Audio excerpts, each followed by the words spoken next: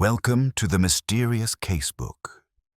Tonight, a whisper drifts through old manor windows, a secret no one dares repeat.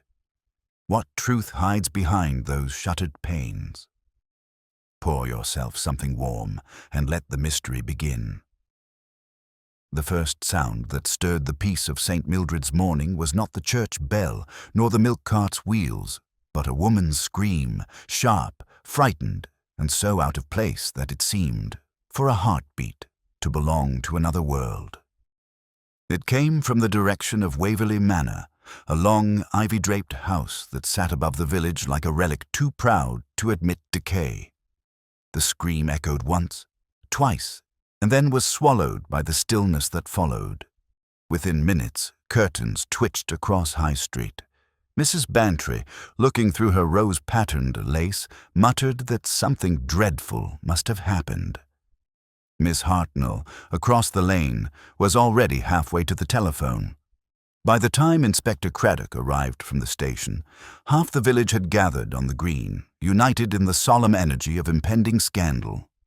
At the edge of the small crowd stood Miss Jane Marple, her soft eyes narrowed slightly, her gloved hands folded neatly around a reticule. She said nothing, merely listened as the hum of speculation took shape. "She found him in the drawing-room, they say," whispered Mrs. Price Ridley. "Stone dead in his chair, and with the window open, imagine, on a morning like this." "Poison," offered the butcher's wife. "It's always poison with those old families. Their cooks know too much." Miss Marple's lips curved into what might have been amusement or sorrow. She turned her gaze toward the manor, where the long windows gleamed like mirrors reflecting the clouded sky. Waverley Manor had always held a faint air of melancholy. Its mistress, Mrs. Lucinda Waverley, was a widow of some means, known for her fragile nerves and a fondness for delicate china tea sets that no one else was allowed to touch. Her late husband had been a collector of clocks, all now wound down and silent, as though they too observed a vigil. When the inspector called for quiet, the villagers leaned forward collectively, the way flowers tilt toward light. "It appears," said Craddock, "that Mr. Felix Darnley, a guest at the manor, was found dead shortly after 8. The doctor believes it sudden, though the cause remains uncertain." "Suddenly," Mrs. Bantry repeated with relish. "That's another word for suspicious." "Please," said Craddock firmly, "let us avoid idle talk. There is nothing to suggest." But idle talk was already rippling outward, faster than truth could follow. By mid-morning, St. Mary Mead's tea shops were filled with murmurs. Felix Darnley, that charming man with the curious smile, dead. Some said he was engaged to Mrs. Waverley's niece, others that he was a fortune hunter. One remembered seeing him at the post office the day before, sending a registered envelope. Another recalled his uneasy glance toward the church tower as though it concealed some secret observer. Miss Marple, meanwhile, sat quietly in her small sitting-room, the lace curtains trembling in a mild breeze. She stirred her tea absent-mindedly, her mind turning not upon the scream or the death itself, but upon the little things. The open window, the hour, the way Mrs. Waverley's parlour-maid had looked pale, but not with shock, more like guilt's quieter cousin. Apprehension. Death, Miss Marple thought, rarely entered by the front door. It came softly, as deceit often did through the window, perhaps. At 10:30, the vicar called, his expression caught between duty and curiosity. "My dear Miss Marple, have you heard of this dreadful business?" "I have, Reverend," she said. "Though dreadful things, I find, are often quite ordinary once one understands their cause." He looked startled. "You think there's a cause to be found?" "There always is," she murmured. "Even nature dislikes an untidy ending." When he left, Miss Marple rose and crossed to her writing desk. She took up a small notebook, the sort one might use for grocery lists, and wrote a single line, "Window open, why?" Her pen hovered, then added the sound of scream genuine or expected. Outside, the wind shifted.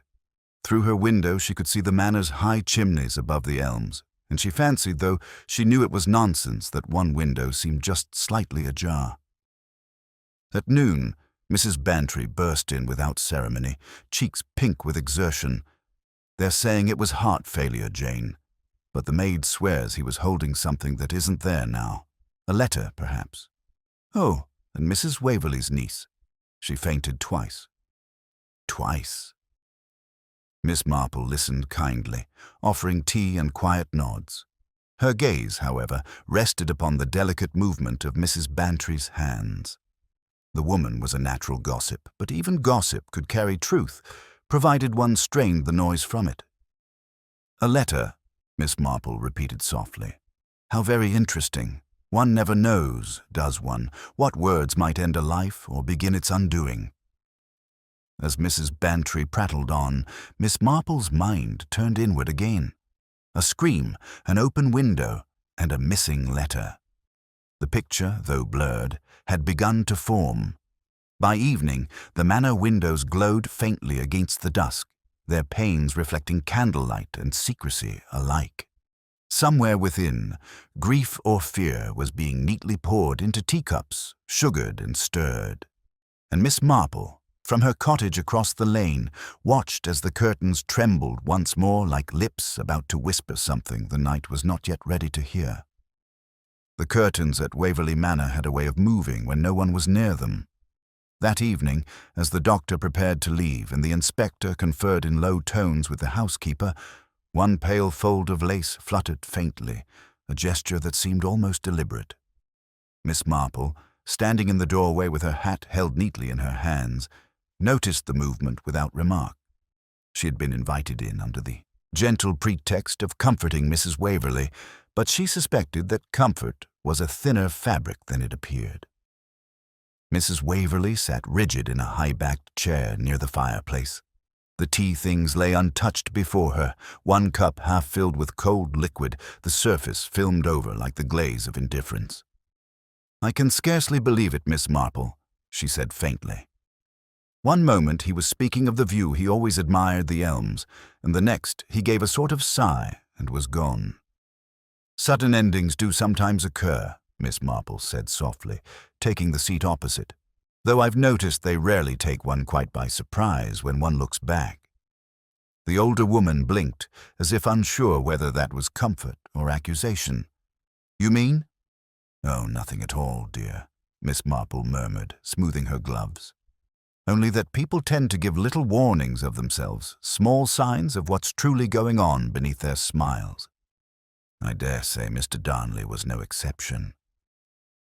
From the far side of the room came the sound of quiet weeping. Eleanor, Mrs. Waverley's niece, sat near the window, her pale hair catching the dying light. She was beautiful in the uncertain way of young women who know they are being observed and do not yet understand what to do with it. "I tried to fetch the doctor," she said suddenly, her voice catching, "but by the time I returned—" "Yes, my dear," interrupted Mrs. Waverley, with a strained sweetness. "You did all that could be done." Miss Marple watched them both, the aunt's control, the niece's guilt. Between them hung a silence too well-mannered to be innocent. "Inspector Craddock," she said quietly, "might I have a word?" He stepped aside with her to the adjoining hall, where the scent of polish and lavender still lingered from more tranquil days. "You know, Miss Marple," he said, scratching his head, "I rather think this will be one for the coroner and the doctor to settle. No marks, no struggle. Dr. Langley leans toward natural causes, though there's a curious discoloration about the lips." "Yes," Miss Marple replied. "The lips." Craddock glanced at her. "You noticed it too?" "One notices what one is meant not to notice," she said. "I would like to ask who opened that window." "The maid, apparently." Said the air had turned stifling. "How dutiful," Miss Marple murmured. "And who was in the room when the scream was heard?"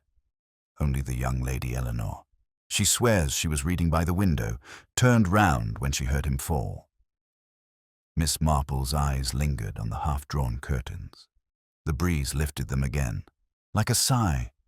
And did she scream after she saw him fall, or at the very moment? Craddock frowned. Does it matter?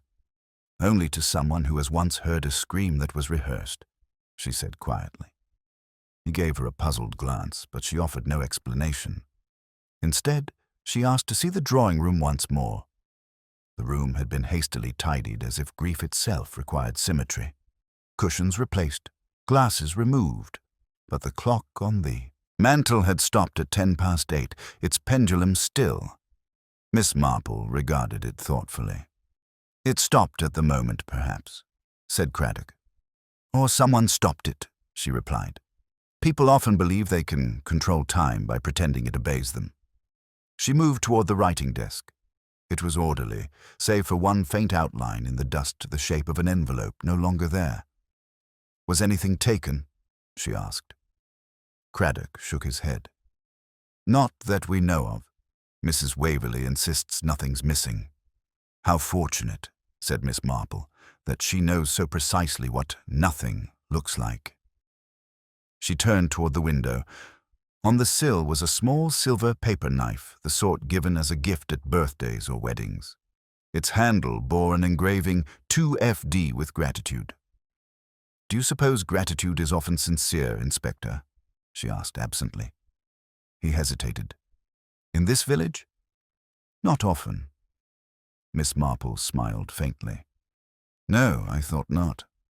As they stepped back into the hall, the maid, a nervous girl named Ivy, passed by with a tray.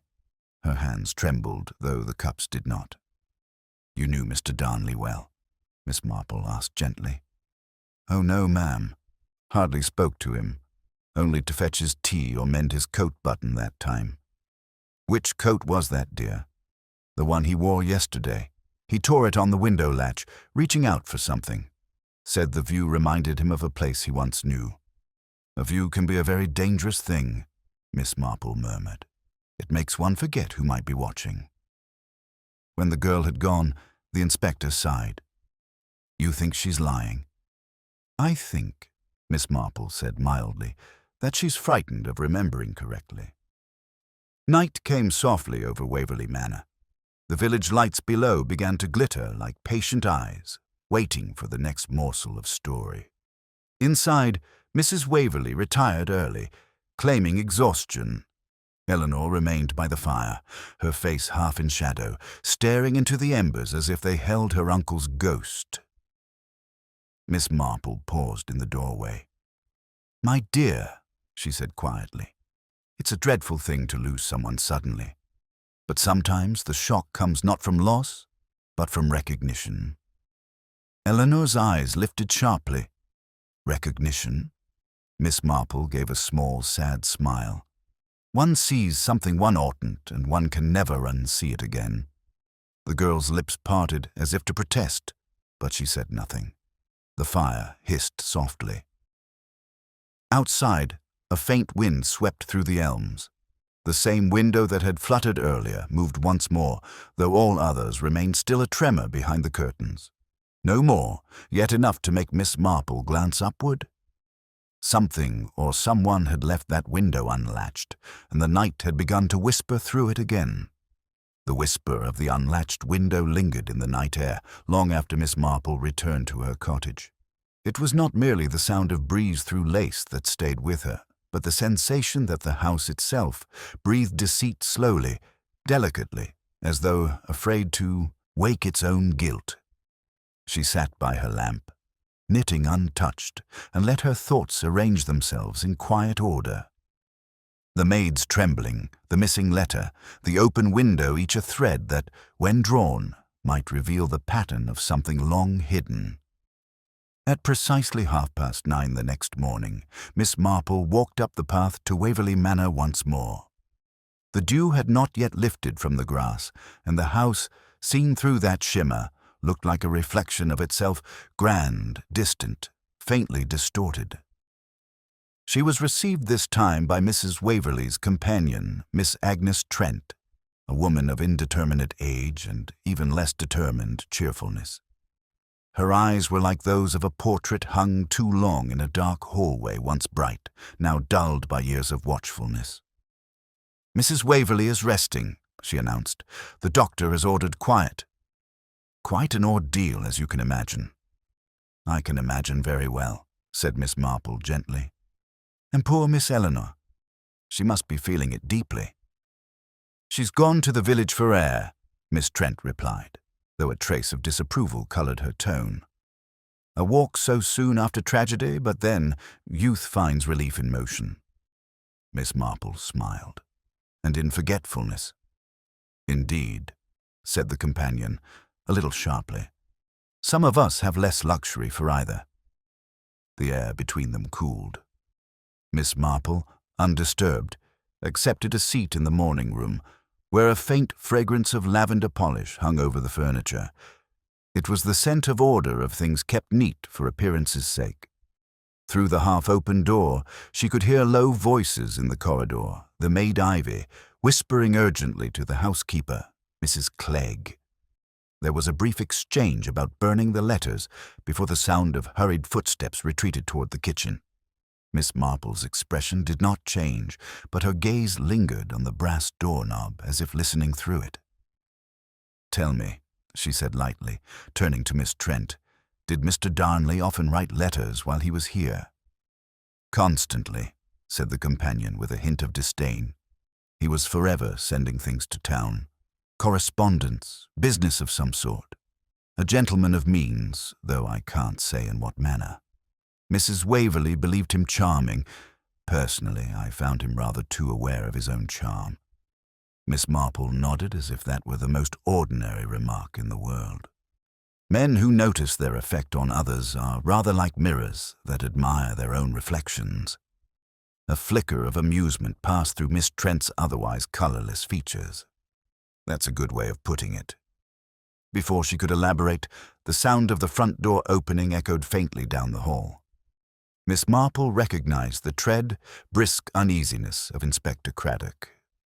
He entered a moment later, removing his hat with an awkward gesture of respect toward the older ladies.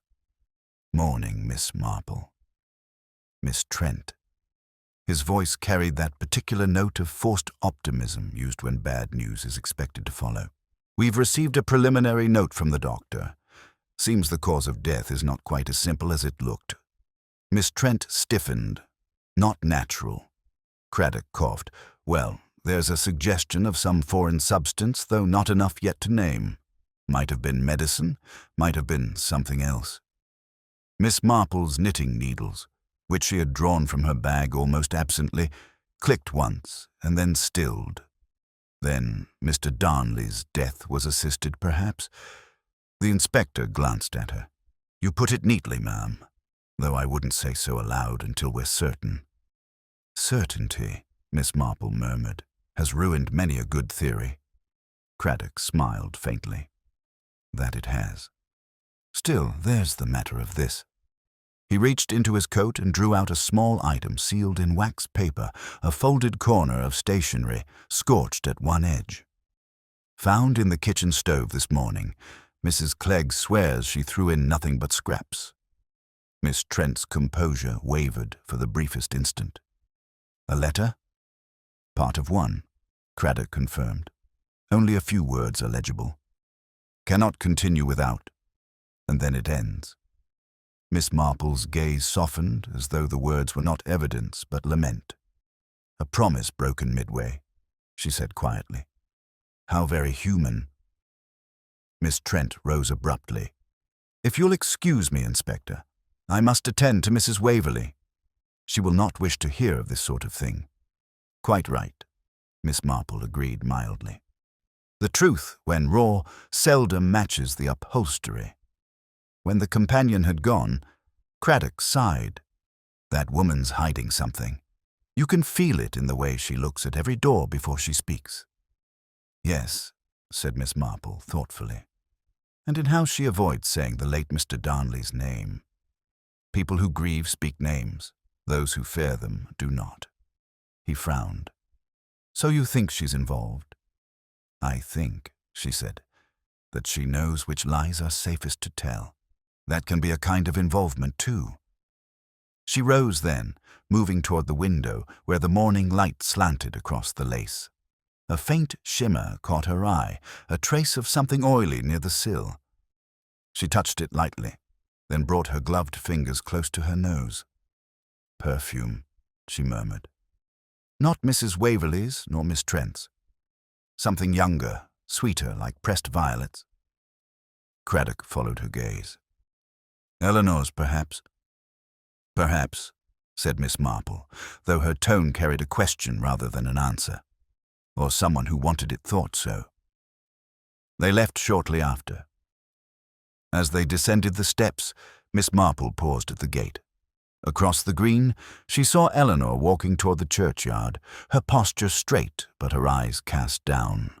A village child ran past her with a skipping rope, and the girl flinched at the crack of it against the stones. Fear makes even innocence look guilty, Miss Marple said softly. Craddock looked at her sharply. Do you mean she's innocent? I mean she's afraid, said Miss Marple, and that's nearly as dangerous. As the inspector departed, Miss Marple remained for a moment longer, her gaze lingering on the manor windows above. Their reflections in the morning sun gave the illusion of life within, like eyes still watching from behind glass. And behind one of them, just visible through the flutter of lace, a figure seemed to move slowly, deliberate before fading into stillness again. The movement behind the lace had been so brief that it might have been an illusion or memory masquerading as motion. Yet Miss Marple, who had learned long ago to trust the quiet insistence of small things, felt no need to question her senses. She walked slowly toward the churchyard, her parasol tapping gently against the path. The day was bright, deceptively serene. Only the wind carried unease, moving restlessly through the elms as though spreading the gossip of the leaves. Eleanor Waverley knelt by a headstone near the wall, her gloved hand tracing the carved letters of a name worn by time. The girl started as Miss Marple's shadow fell across her, but composed herself quickly, forcing a smile that was too rehearsed to convince. Miss Marple, she said, voice low. I didn't hear you approach. My dear, one doesn't like to startle people in graveyards, Miss Marple said kindly. They're already in the company of enough ghosts. Eleanor gave a brittle laugh. You sound as though you believe in them. Oh, I do, Miss Marple replied. Only mine tend to be the living sort, the ones who haunt through memory and conscience rather than ectoplasm. The girl's expression flickered a tremor of truth beneath the performance of composure. She brushed soil from her gloves. I suppose you've come to ask questions. Everyone seems to. I came, Miss Marple said, to listen. Questions are very rude things unless they're earned. For a time only the crows spoke. Then Eleanor said suddenly, he wasn't what he seemed. None of them are. None of whom, dear? My aunt, Miss Trent, even Ivy, the maid. They all pretend. That's what life at Waverley is pretending. We sit at a table and talk of weather and flowers and donations to the parish roof, but underneath there's rot. Miss Marple folded her hands on the handle of her parasol. And Mr. Darnley was pretending too. Eleanor's lips trembled. He wanted something. Money, maybe. But he had a real charm, the sort that makes you forget to doubt. He made my aunt laugh again after years. I think she'd have done anything for him. Did that trouble you? A pause, then a whisper. It frightened me. Miss Marple inclined her head, not in judgment, but in quiet understanding. Affection does have that power, when one isn't sure where it will fall. The girl rose abruptly. I shouldn't have said any of this. Aunt Lucinda would be furious. She will not hear it from me, Miss Marple said. But take care, my dear, silence can be more dangerous than talk. It gives wickedness a place to grow. Eleanor hesitated, as if to reply, but the sound of approaching footsteps cut through the air. Turning, they saw Miss Trent striding toward them, her posture stiff with disapproval. Eleanor, she called sharply. Your aunt has been asking for you. It's quite improper to wander off alone at such a time." The girl murmured a quick farewell and hurried away, her figure shrinking between the yews until she vanished toward the gate. Miss Trent stopped before Miss Marple, breathing lightly. "Really, Miss Marple, one might think curiosity is a form of contagion in this village. Must you always be collecting confidence?" "Only those that are freely offered," said Miss Marple gently. "Though one notices, of course, when others are kept under lock and key." Miss Trent's lips thinned. "The dead deserve dignity, not interference." "They do," Miss Marple agreed. "And sometimes dignity requires that truth be disentangled from politeness. It's remarkable how often the two get confused." With a frosty nod, Miss Trent turned and left.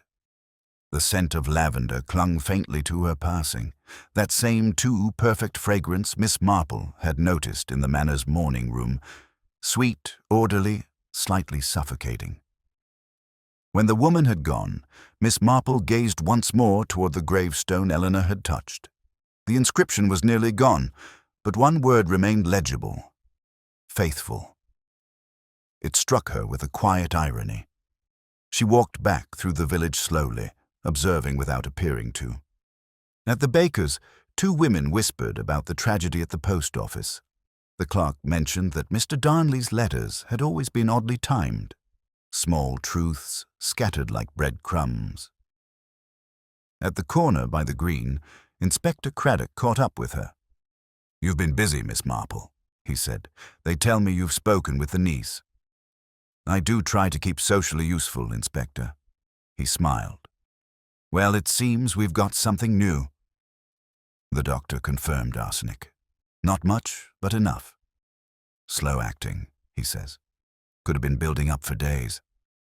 "Ah," Miss Marple said softly. "Patience as a weapon. Very English." Craddock fell into step beside her. "If it's poison, it could have come from anywhere: food, drink, medicine. But no one in that house has so much as blinked wrong."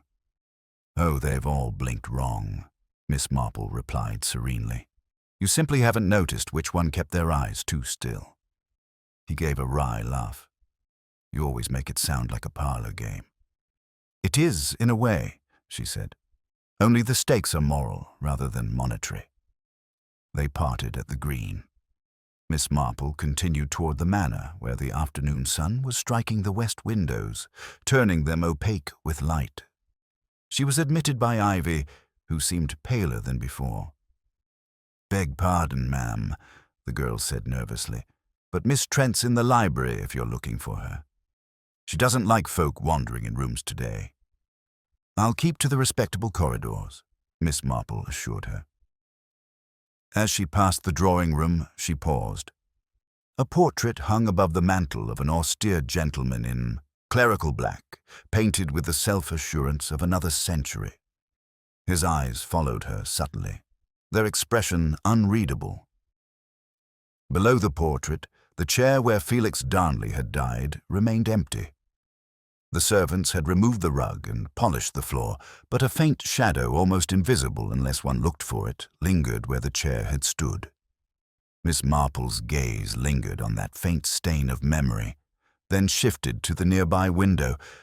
Someone had closed it since the night before, yet one corner of the curtain was caught oddly in the latch, as if trapped mid-flight. She freed it gently and noticed something pale tucked behind the fabric, a pressed flower, brittle with age, perhaps fallen from a book or placed there long ago. Lavender again, preserved, lifeless, perfectly intact. Miss Marple held it a moment, thoughtful. Then she placed it carefully on the table beneath the portrait, where sunlight touched it like a benediction or a warning. From the corridor came the faintest creak of a floorboard light, cautious, measured. She turned, but the space behind her was empty. Only the smell of lavender hung in the air, stronger now, as though someone unseen had just passed by. The lavender scent clung to the air as though reluctant to leave, curling in faint tendrils that followed Miss Marple down the corridor. The faint sound of the house moving, the breathing of old timbers and careful footsteps seemed amplified, every creak a whisper in disguise. She paused, listening. There it was again, the soft scuff of a shoe, quickly silenced, not the heavy tread of a servant, nor the brisk authority of Miss Trent. It was lighter, hesitant, almost furtive. She turned the corner, her step unhurried but her eyes alert. The corridor led toward a narrow passage ending in a door seldom used, the one that opened onto the disused east wing. Its handle was polished from frequent cleaning but dull from disuse, and for a moment she thought she saw it tremble as though a draught moved it from within. "Is someone there?" she asked gently. Her voice carried no alarm, only the mild inquiry of a woman accustomed to finding people where they oughtn't be. The silence that followed was a shade too deliberate. Then came the unmistakable sound of a latch being drawn from the other side, cautious, slow. Miss Marple, satisfied that curiosity would yield more than confrontation, simply waited. The door opened a few inches, and Ivy appeared, her face pale and her eyes wide with guilt, or fear perhaps both. "Oh, Miss Marple, I didn't know anyone was about. I was just dusting." "Ah," Miss Marple said. "An industrious hour for dusting, though I dare say dust never keeps to polite times." The girl swallowed. "Miss Trent said I was to keep the door locked. Only I thought I heard something, a sort of knock, from the other side." Miss Marple's gaze softened. "The other side of a locked room can be a lonely place, my dear. May I see what needs attention?" The girl hesitated, torn between obedience and relief. At last she stepped aside. The east wing smelled faintly to disguise the dry scent of old paper and faded fabric. Dust motes drifted through a high window where sunlight struck the air in soft columns.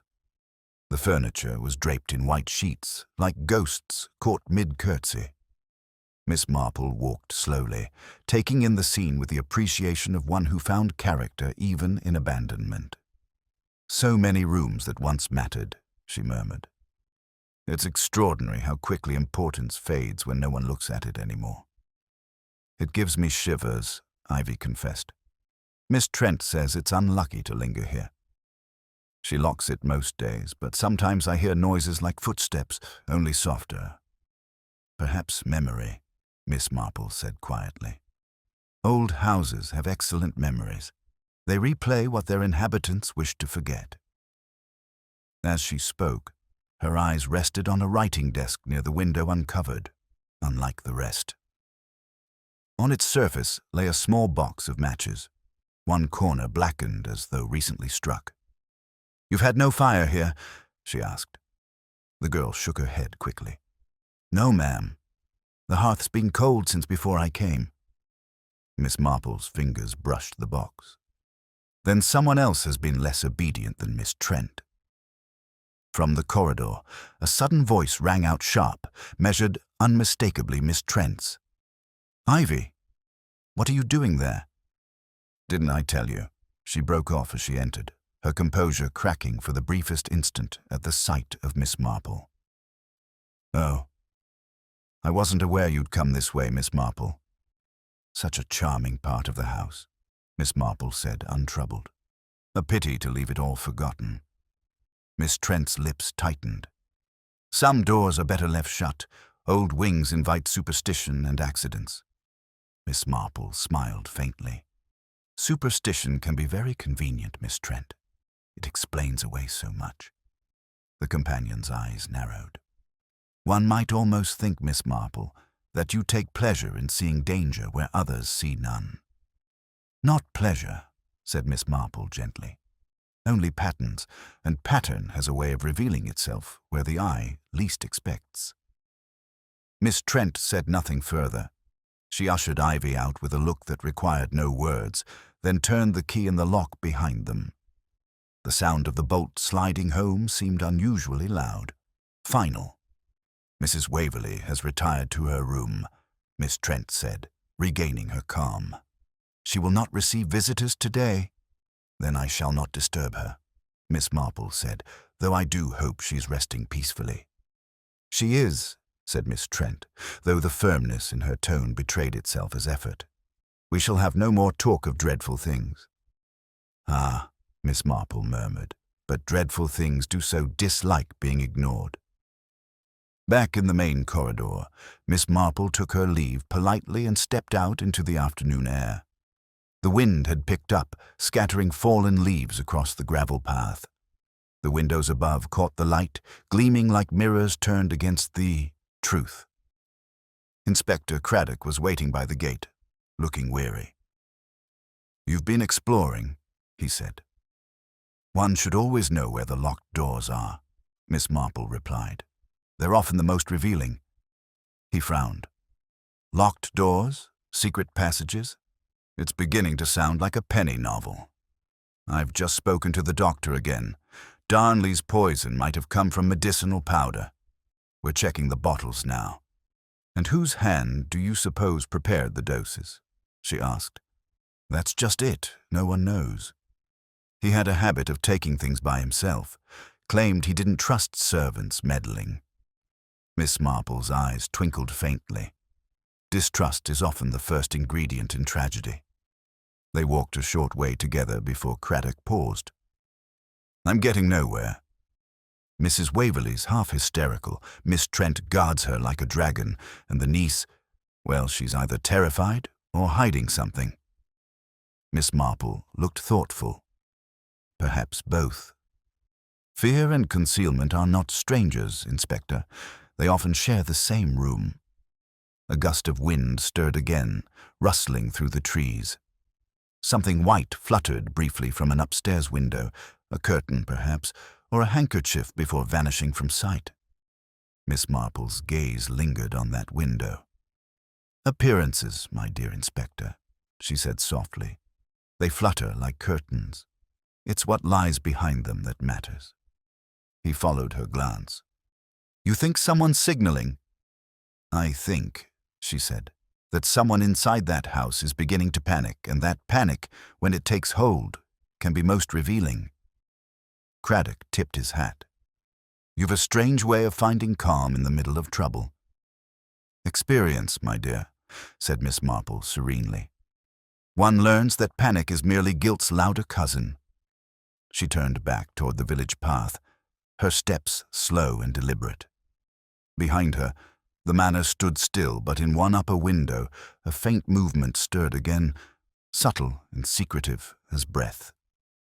The faint movement behind the glass was gone before Miss Marple could mark its source, yet she felt certain that someone within had been watching her departure. The sensation was not unpleasant. Curiosity was rarely threatening to her, but it carried the distinct weight of intent. She adjusted her shawl against the wind and continued along the gravel path, her thoughts as measured as her step. At the gate, the postman appeared, red-faced and cheerful despite the chill. "Morning again, Miss Marple. You've had quite the stir-up at Waverley Manor, I hear." "One might say the house has become rather conversational," she replied mildly. He chuckled, fishing in his bag. "There's talk of poison, you know. Dr. Langley's boy was saying." Miss Marple raised an eyebrow. "A remarkable boy, that one. His information always seems to outpace his discretion." The postman grinned sheepishly and handed her a small envelope. "Special delivery for Mrs. Waverley. Came marked confidential, if you please." No sender's name. She took it delicately, her eyes flicking to the handwriting, angular, elegant, masculine. "Oh dear me. Mrs. Waverley's not receiving visitors, but I shall see that this finds its rightful path." The man tipped his cap and moved on. Miss Marple regarded the letter for a long moment before slipping it into her handbag, her expression thoughtful. The script was unmistakably familiar. She had seen it before in a half-burned fragment Inspector Craddock had shown her that morning. She retraced her steps to the manor, where the hall was quiet but for the low hum of the grandfather clock. Ivy appeared almost at once, looking as though she had been waiting just beyond sight. "Another letter. Ivy," Miss Marple said kindly. Addressed to your mistress. I imagine she's in need of calm, not correspondence, but perhaps you'd be so good as to take it to Miss Trent." The girl hesitated. "Miss Trent's upstairs with Mrs. Waverley, ma'am, but I can take it like I always do." "Do you indeed?" Miss Marple murmured. "Then I shall trust your usual care." Ivy curtsied, but her eyes betrayed a flicker of something more than nervousness, that curious combination of eagerness and dread one sees in those accustomed to secrets. As the girl disappeared up the staircase, Miss Marple wandered softly toward the library. The door was half open, and she could hear pages turning. When she entered, she found Eleanor there, standing beside the desk, her hands resting on a half-written note. "Oh," Eleanor said quickly, "I thought everyone was upstairs." "One can always find solitude among books," Miss Marple said. "They're such discreet companions." Eleanor's eyes darted to the desk drawer, which was slightly ajar. Miss Marple pretended not to notice. "Have you been writing letters too, my dear?" she asked gently. Eleanor's reply came too swiftly. "Not only sorting through Uncle Felix's papers. Aunt said someone must." Miss Marple glanced at the ink blotter. The topmost sheet bore an impression of writing a few indented words, visible only at a certain angle. She turned the paper slightly under the light and made out fragments. "Truth cannot bear it, forgive me. Your uncle seemed a man inclined to unfinished thoughts," she observed. Eleanor's composure faltered. "He wasn't well," she said. "He was frightened. He told me he thought someone meant him harm." "Did he name anyone?" "No, only said he'd written down what he knew. He was to post it the morning he died." "How unfortunate," Miss Marple said softly, "that letters have such unreliable destinies." Eleanor turned sharply. "You don't think he killed himself, do you?" Miss Marple's gaze met hers with quiet sympathy. "I think despair and guilt look very similar when seen from a distance. But the difference, my dear, is intention." The girl sank into a chair, covering her face. "I wish I'd never come here. Everything feels staged, like we're all pretending to be characters in Aunt's drawing-room tableau, only one of us has the wrong script." Miss Marple laid a gentle hand on her shoulder. "Pretending is an art well practiced in houses like this. But the truth, you see, is that a poor actor never remembers its lines." From the landing came the sound of raised voices, Miss Trent's crisp tones and Mrs. Waverley's more fragile protests. A moment later, footsteps descended hurriedly. Ivy reappeared, pale and shaken. "Miss Marple. The mistress, she's taken ill again. Miss Trent says it's a shock." Miss Marple stood. "Perhaps those shocks are rarely so conveniently timed. I think it would be wise for the inspector to be informed." "I'll fetch him," Eleanor said at once, glad for action. When the girl was gone, Miss Marple followed Ivy upstairs. At the threshold of Mrs. Waverley's room, Miss Trent met her with visible annoyance. "Really, Miss Marple, this is no time." "Every time is the right one for concern," Miss Marple said, unruffled. Mrs. Waverley lay against her pillows, complexion ashen but eyes alert, with something too sharp to be mere weakness. On the bedside table rested a cup of tea, half drunk. "I had the most dreadful spell," she murmured. My heart fluttered. Miss Marple glanced at the tea, then at Miss Trent. "Your own blend, Miss Trent." "Of course," the companion replied stiffly. "Mrs. Waverley trusts no one else." "How devoted of you," Miss Marple said mildly. "Devotion can be a heavier chain than suspicion." Miss Trent's expression darkened. "If you're suggesting nothing at all," Miss Marple interrupted. "But I would suggest the tea be kept aside for the inspector." Miss Trent froze. For a moment, silence gathered like fog. Then she said with measured calm, "If you insist." "I do," said Miss Marple softly. Back downstairs, the clock in the hall struck 5. Miss Marple paused near the window, the air thick with the faint echo of lavender. Outside, Craddock's figure appeared at the gate, his coat flapping in the wind. He entered moments later, eyes questioning. Something's happened. Mrs. Waverley's had another spell, Miss Marple said. I believe you'll find the cause in a cup rather than a conscience, though both may prove enlightening. He looked grim. I'll have the doctor test it. Do. And Inspector. She reached into her bag, withdrew the letter, and handed it to him. Delivered this afternoon. Same hand as the fragment from the fire. Craddock frowned, examining it. It's sealed. Yes, Miss Marple said. But if you hold it to the light, you may find the shadows more revealing than the words. As he lifted the envelope toward the window, the sun struck through the thin paper enough to show a faint watermark, and, beneath it, the ghost of a name scrawled on the inner sheet. The inspector's eyes widened. Good Lord, it's addressed to her. From him. Miss Marple nodded once, her gaze steady. And one might ask why a dead man's letter has only just arrived. From somewhere upstairs came the faint, sharp sound of breaking glass, a startled cry followed by hurried footsteps. Craddock turned, instantly. What now? Miss Marple's eyes were already fixed upward. Perhaps, she said softly, someone has just realized that the past does not stay locked away forever. The sound of shattering glass echoed down the staircase like the sudden punctuation of a secret discovered.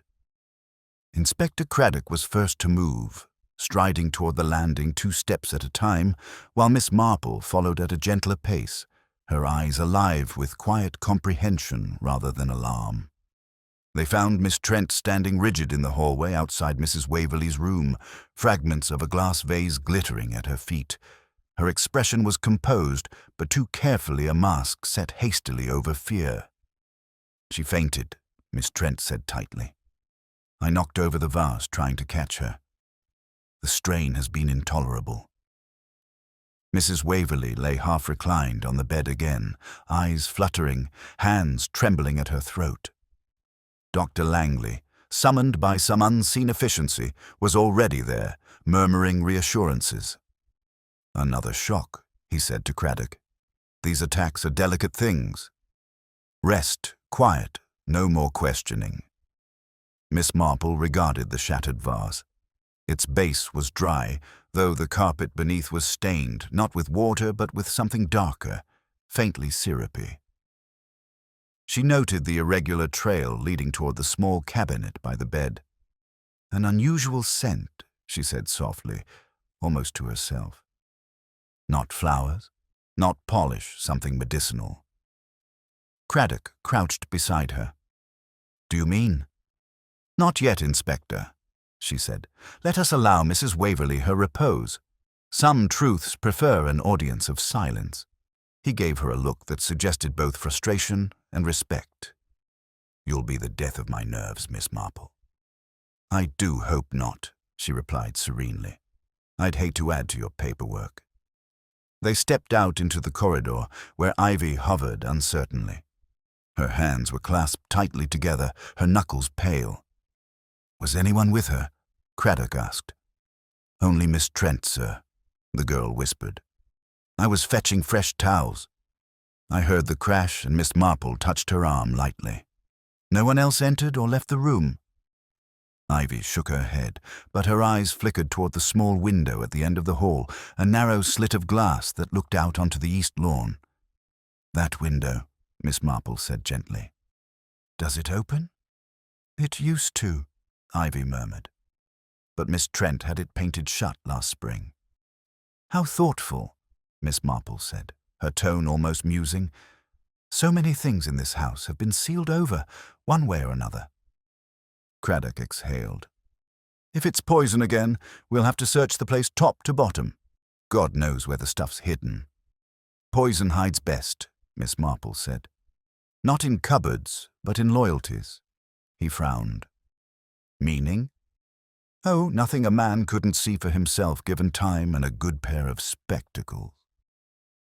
They went downstairs to the drawing room where the afternoon light had dimmed behind thickening clouds. Eleanor sat by the cold hearth, her hands clasped tightly around an unlit candle. She looked up as they entered. "She's worse, isn't she asked. "I heard the glass." Craddock nodded cautiously. "The doctor's with her. She'll be all right." The girl's gaze drifted to Miss Marple. "I don't believe that," she said simply. "Not from you, Miss Marple. You never pretend." Miss Marple smiled faintly. "Pretending can be a kindness, my dear, when the truth has sharp edges." Eleanor shivered.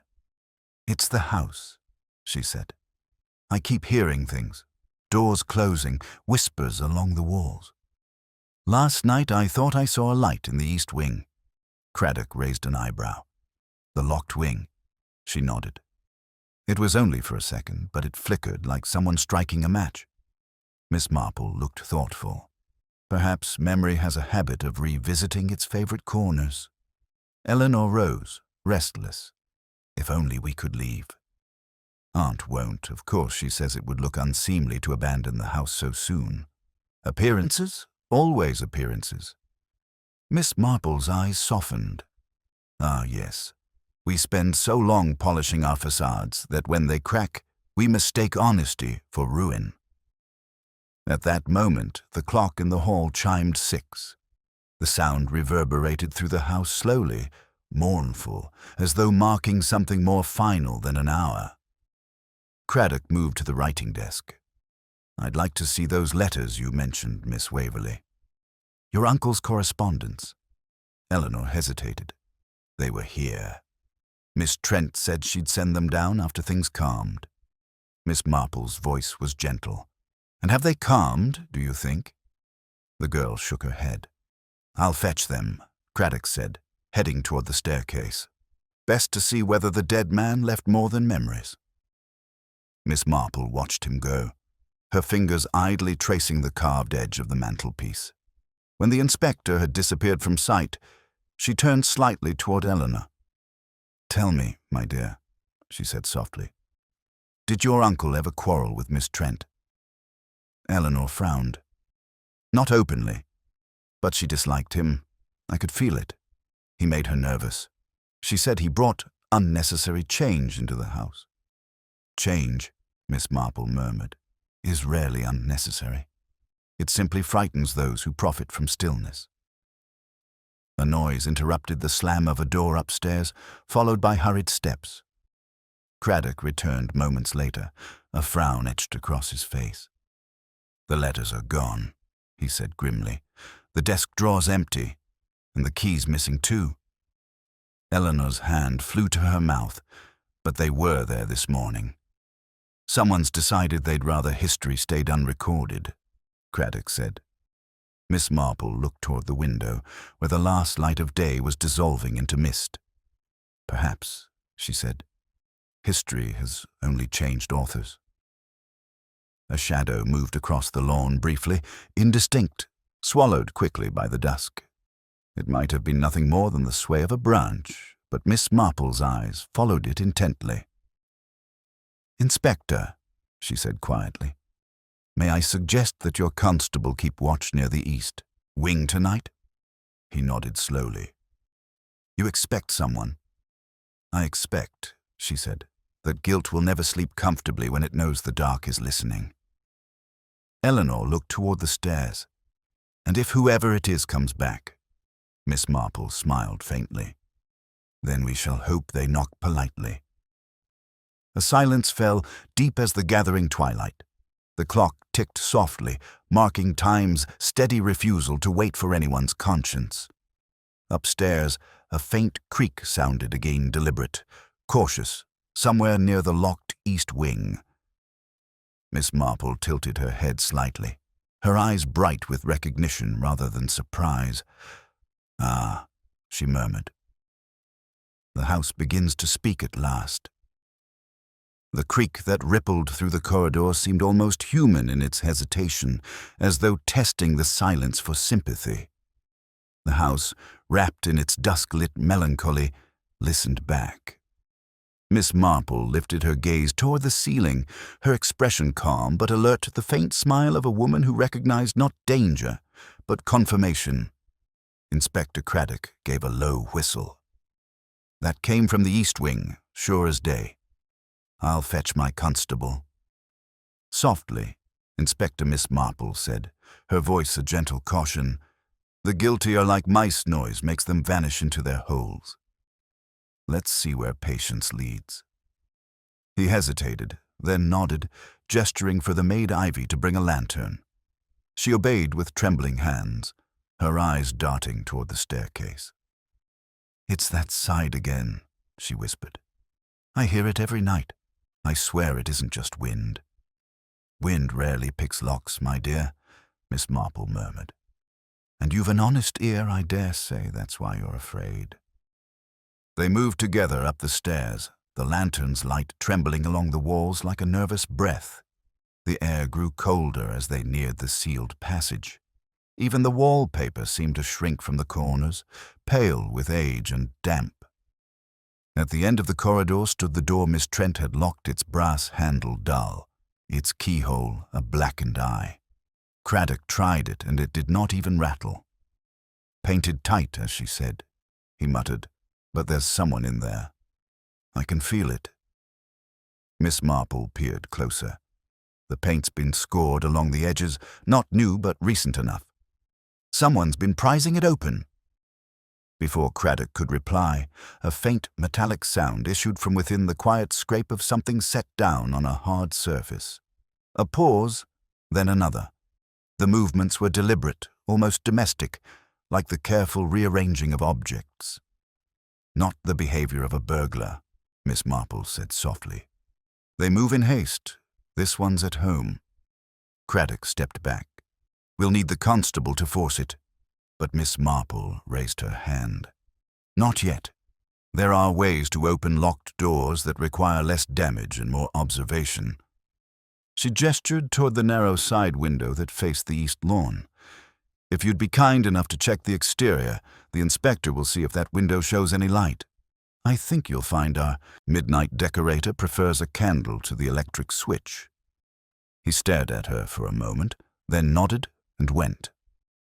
The sound of his boots faded down the staircase, replaced by the slow rhythm of Miss Marple's breath as she listened.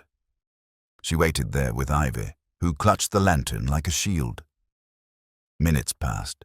Then, as if in answer, a glow began to tremble faintly through the keyhole, warm, flickering, and unmistakably from within. "Someone's there," Ivy gasped. "Merciful heavens, hush," Miss Marple said. "Fear makes more noise than footsteps." The light wavered once, then dimmed. A soft click followed the unmistakable snuff of a candle flame. Silence reclaimed the passage. Moments later, Craddock returned, his coat dusted with rain.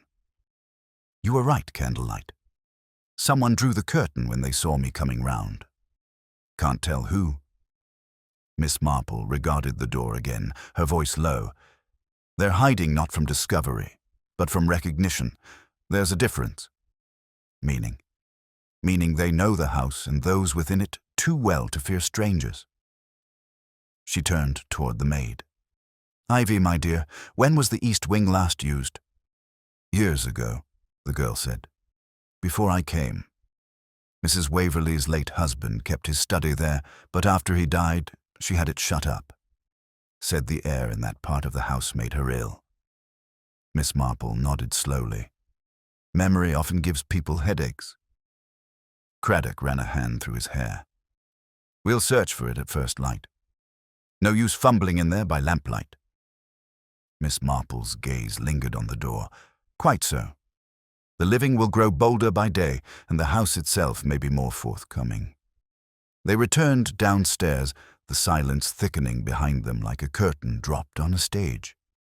In the drawing room, Eleanor stood waiting, white-faced and tense. "What did you find?" she asked. "Only evidence of someone's restlessness," Miss Marple replied. But restlessness, in the guilty, is often the first crack in their composure.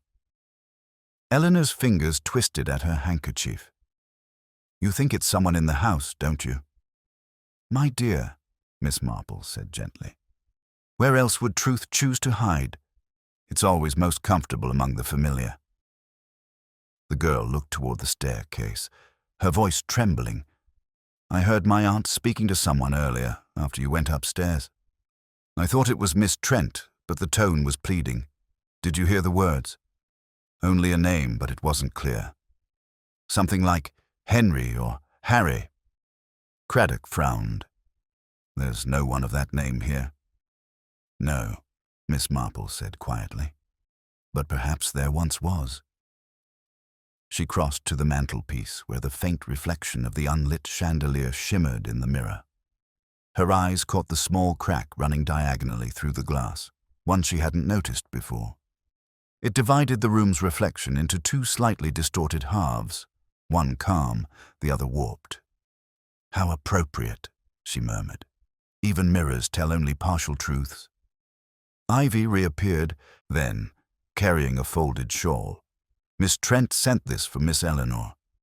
Said she's going to bed. Eleanor flinched. I'm not a child.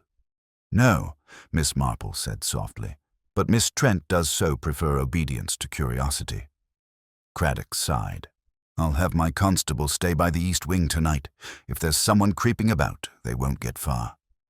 Perhaps not, said Miss Marple. But if they don't need to leave the house, Inspector, you may find your watchman looking the wrong way. He stared at her. You think the culprit will act again? She smiled faintly. I think people who've gone to the trouble of pretending so carefully seldom stop before the final performance. The clock on the mantel began to chime. 9 slow strokes filled the air, deliberate and heavy. Outside, the rain had begun in earnest, tapping against the manor's windows with small, urgent fingers. Within the east wing, unseen, a faint flicker returned like the ghost of a candle rekindled in defiance. Miss Marple watched the reflection in the mirror, her voice scarcely more than a whisper. When truth finds its courage, she said, it always lights a match. The reflection of the rekindled light trembled faintly across the mirror's cracked surface, a wavering illusion that made the room itself seem uncertain of its own shape. Miss Marple's eyes rested upon it, steady and unhurried, until the sound of rain deepened into a restless drumming against the glass. Somewhere above, a hinge groaned a door, perhaps, or the house was sighing in its sleep. Inspector Craddock straightened his coat. I'll station Constable Peters outside the east wing, he said. If anyone's skulking in there, he'll catch them before dawn. Do remind him, Miss Marple said, that patience will serve him better than courage. The guilty tend to walk into their own snares if given enough time and silence. Eleanor rose from her chair. I can't sleep while that light's burning up there, she said. It's like someone watching from a window that shouldn't exist.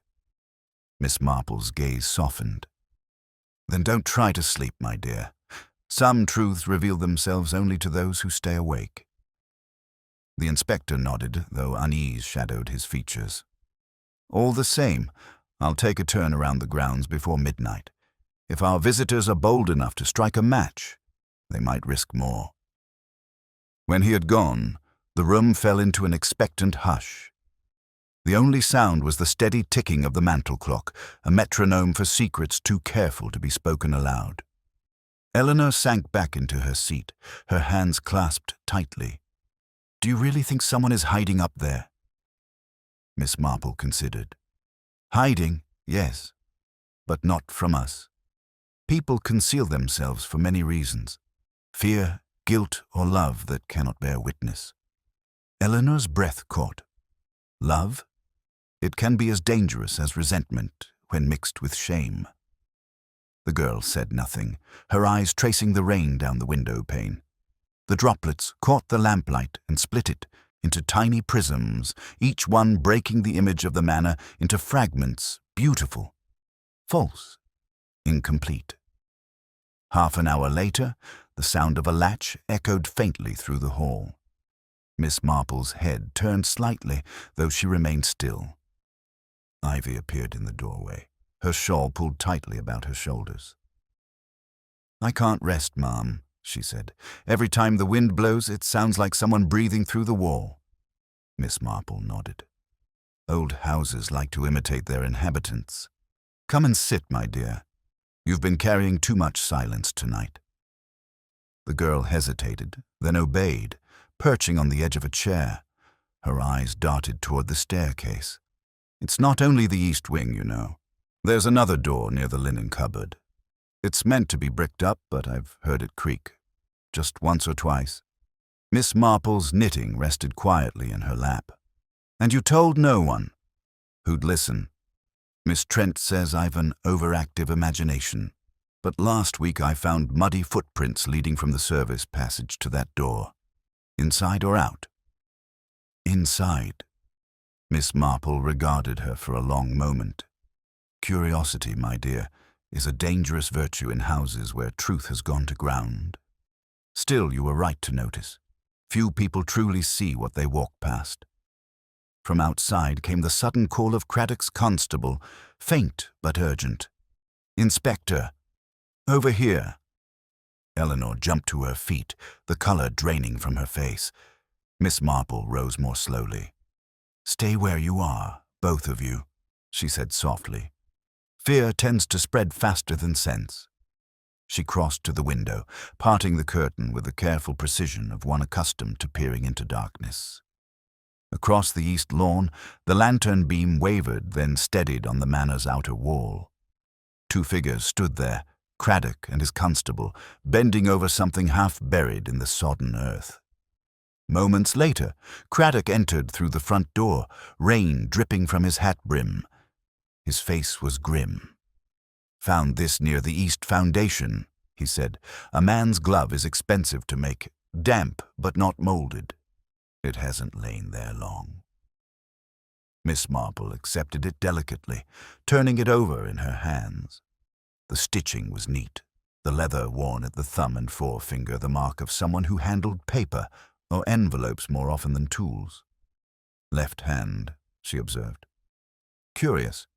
People lose gloves in pairs, rarely singles. Craddock frowned.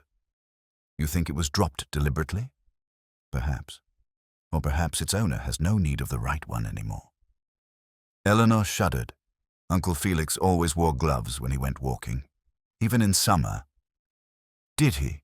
Miss Marple said gently. And did anyone else share his habit? The girl hesitated. Aunt Lucinda did sometimes, after her arthritis began. Miss Marple set the glove down on the table, her expression unreadable. I wonder, then, which of them this belonged to, or whom it fitted better. A sharp noise interrupted her distant thud, like something heavy, falling above them. Ivy gave a small cry. Craddock turned toward the staircase. The east wing again. I think, Miss Marple said calmly, it's time your constable earned his wages.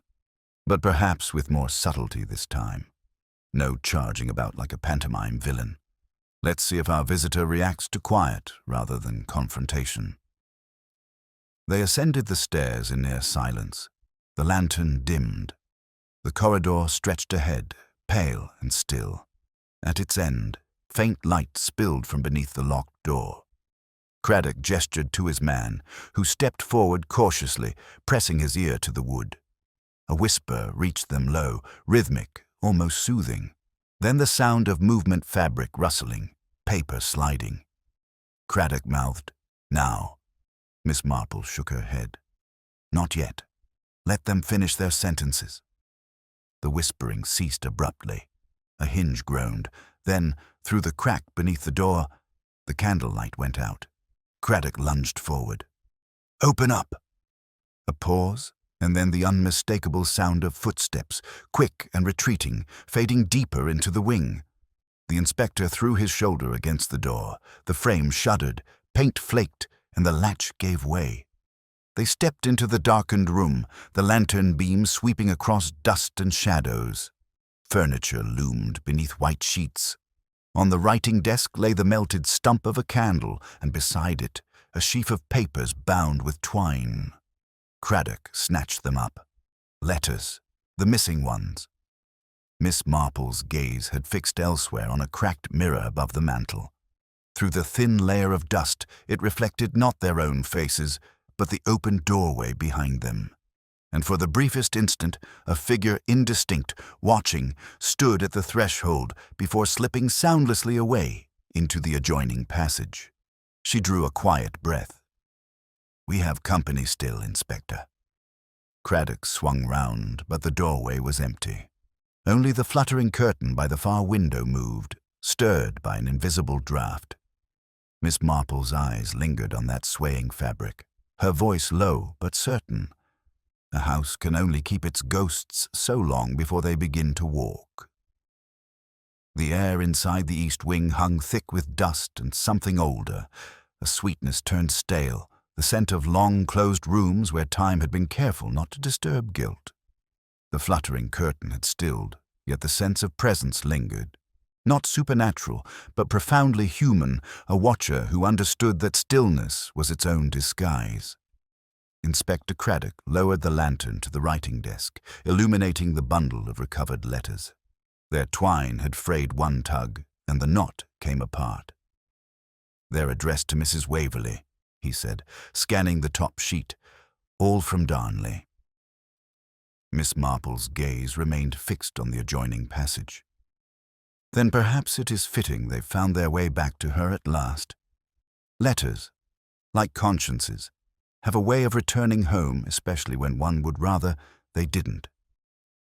Craddock frowned. "We'll go. Through them later at the station." "Later may be too late," she murmured. "Some words only reveal their danger when spoken aloud. And I suspect, Inspector, these were never meant to be read by daylight."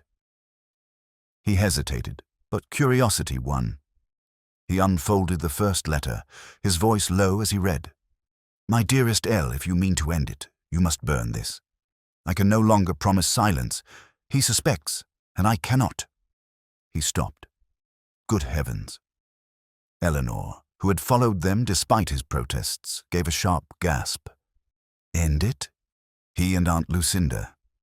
Craddock shot her a warning look. "We can't assume," Miss Marple spoke softly. "Oh, but we may observe. The letter's tone suggests entanglement, not accusation. Mr. Darnley was a man accustomed to being believed and adored. Such men rarely end things themselves." The inspector turned another page. This one's shorter. "Your companion watches. There's something she knows. If anything happens to me, the truth will lie behind the window we once opened together." Eleanor's hand flew to her mouth. The window. The one where he, falling ill. Miss Marple finished gently. "Yes, the Manor does love its symbolism." Craddock folded the letters briskly. "We'll secure these for evidence. But whoever was here tonight wanted them destroyed." "That means that they are still here," Miss Marple said. Her tone was serene, but her eyes flicked once more toward the corridor. Perhaps listening even now. The wind sighed through the narrow gap of the window, and somewhere deeper in the wing, a floorboard protested under cautious weight. The sound froze them. Craddock motioned to his constable. "Stay by the stairs. No one leaves." He whispered to Miss Marple. "We'll trap them between the rooms." "Not a trap, Inspector," she said quietly. "A revelation. Let them believe they've been unseen. That's when people act most truthfully." They waited. The minutes passed slowly and heavily, marked only by the occasional patter of rain against the roof. Then came the faint scrape of wood, a door closing, followed by the softest intake of breath. Craddock lunged toward the sound, his lantern swinging. The beam caught a shadow moving at the far end of the hall, slender, swift, unmistakably human. He gave chase, boots thudding, but Miss Marple did not follow. Instead, she turned back toward the desk, where a single sheet of paper lay half buried beneath the others. She drew it out carefully. It was unsigned, written in a different hand, smaller and more delicate. A confession, perhaps, or a plea I could not stop. "Forgive me." The tea was meant to soothe, not kill. The words blurred slightly in the lamplight, ink smudged by what might have been a tear. Miss Marple folded it gently and placed it in her reticule. By the time Craddock returned, the house had fallen silent again. His expression was grim. Gone. Vanished into the passage. Whoever it was knows the layout better than I do. Miss Marple looked at him mildly. Of course they do. Guilt rarely misplaces. Itself, Inspector. He sank into a chair. You saw nothing? Oh, I saw enough, she said. A hand briefly caught in the candlelight, pale but steady. A woman's hand.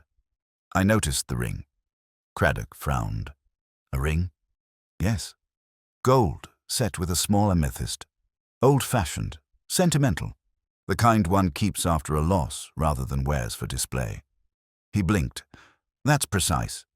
Observation, my dear Inspector, is only another form of courtesy one must look closely to be kind. Before he could reply, a cry came from below. It was Ivy's voice, shrill, frightened, echoing up the stairwell. They hurried down to find the girl standing by the drawing-room door, her apron streaked with dust. The parlor, I swear, was empty, and then I saw someone by the hearth. They went out through the terrace door.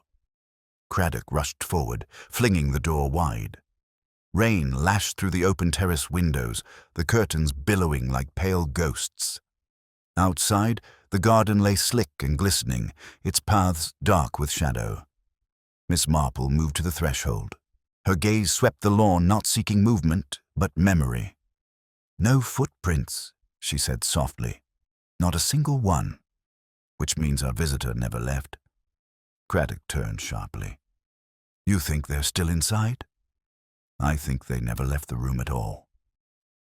She crossed to the far side of the hearth, where the great tapestry hung a hunting scene faded by years. Reaching out, she drew it gently aside.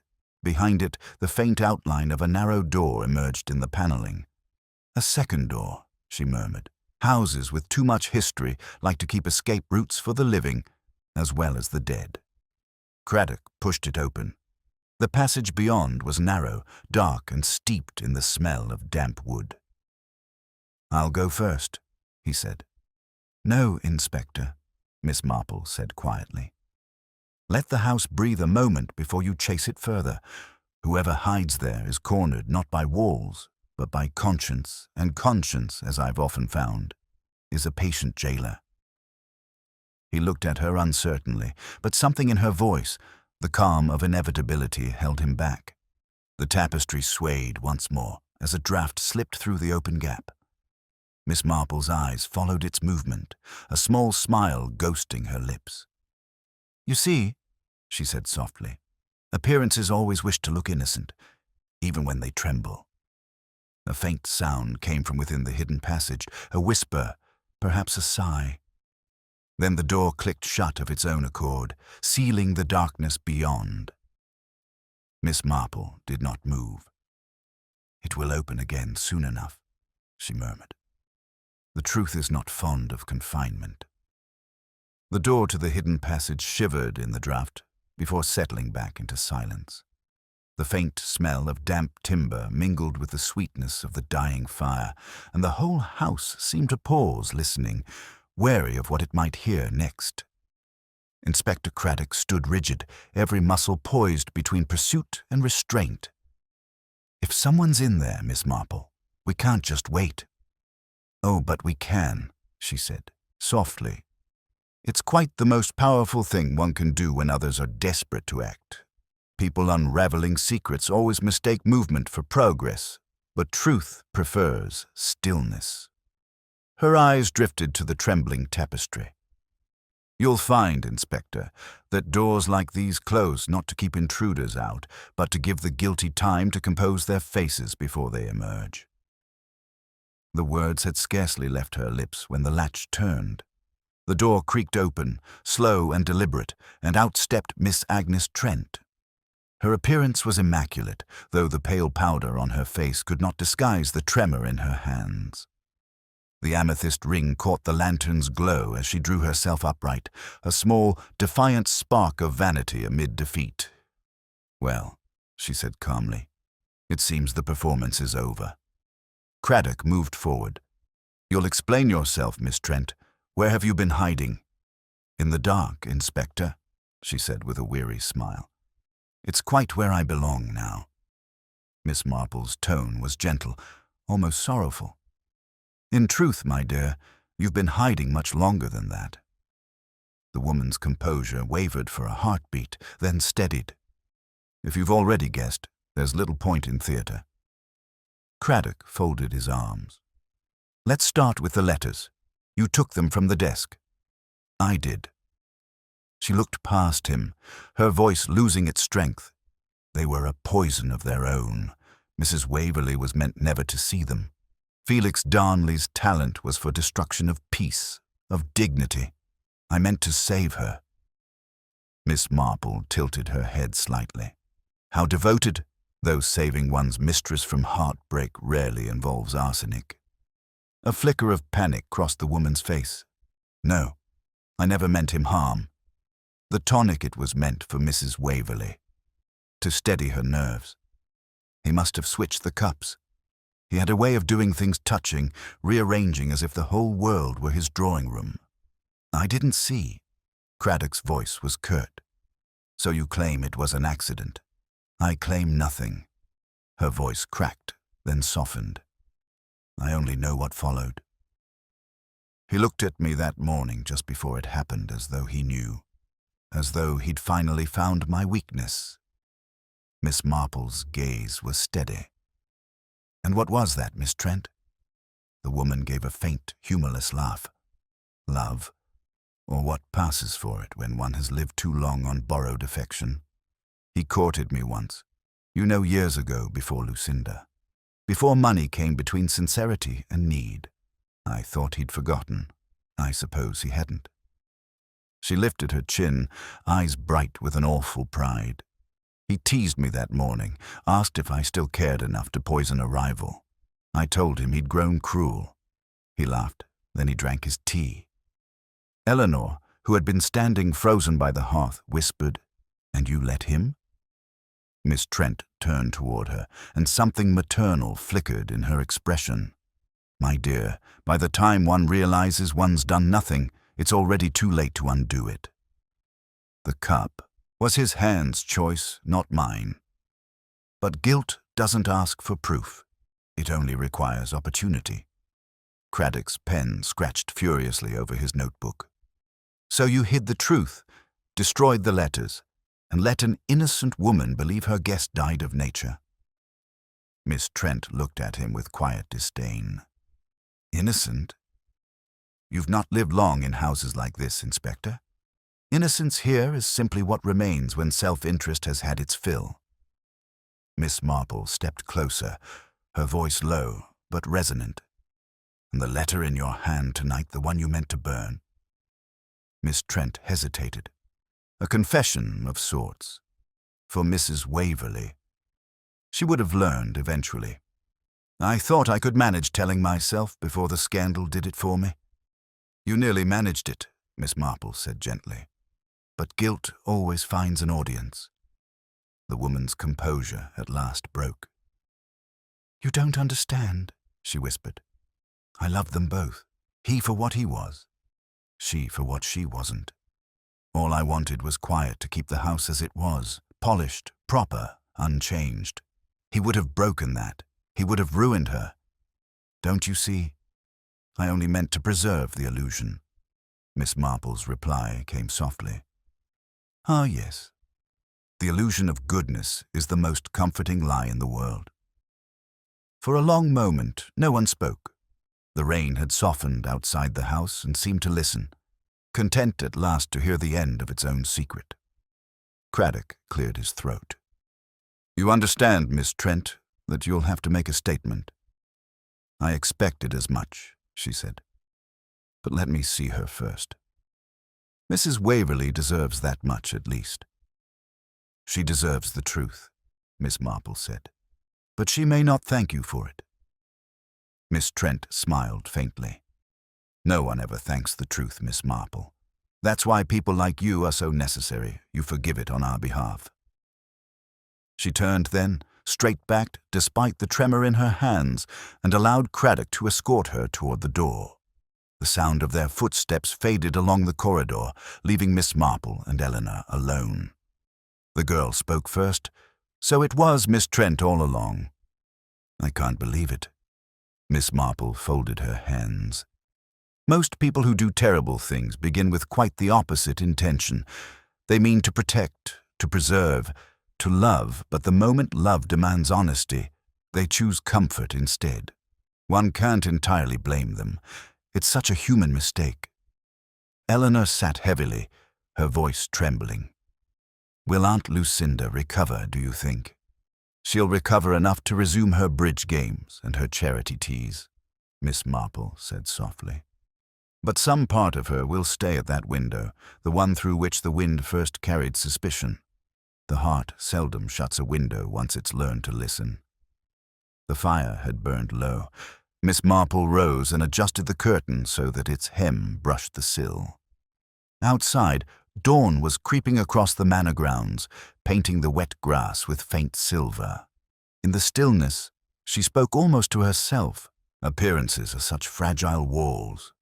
We build them to keep shame out, but in time they become the very thing that imprisons us." Eleanor watched her in silence. "You make it sound as if forgiveness is impossible."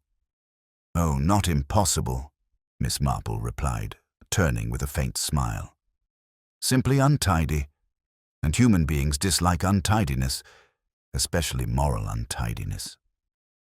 They walked together to the hall, where the inspector's voice could be heard downstairs giving quiet instructions.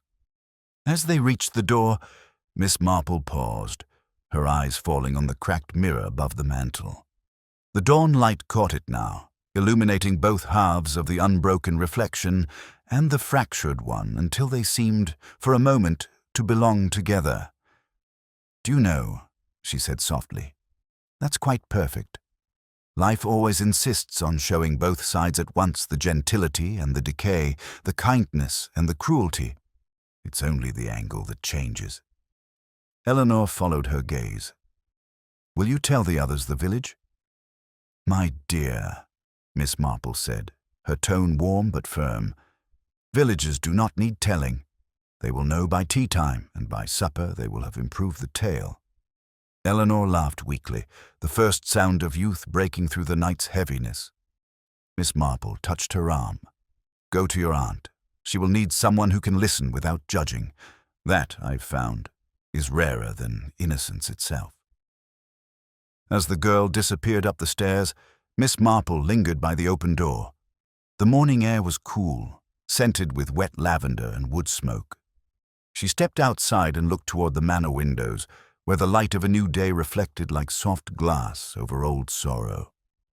Somewhere beyond the hedgerows, the bells of St. Mildred's began to ring slowly, measured, the sound of a world reasserting its routine. The scandal would settle soon enough into murmurs, then memory, then silence. It always did. Yet even as peace returned, Miss Marple knew that houses such as Waverley Manor never entirely forgot their whispers. They lingered in corners, in dust, in the soft flutter of a curtain caught by a morning breeze. She drew her shawl closer and smiled, though it was not an entirely happy smile. Human nature, she murmured to no one. So dreadfully untidy and yet so terribly predictable. And with that, Miss Marple turned toward the village lane, her footsteps light and unhurried, leaving behind the house where truth had finally found its voice, and where, for the first time in many years, every window stood open to the morning.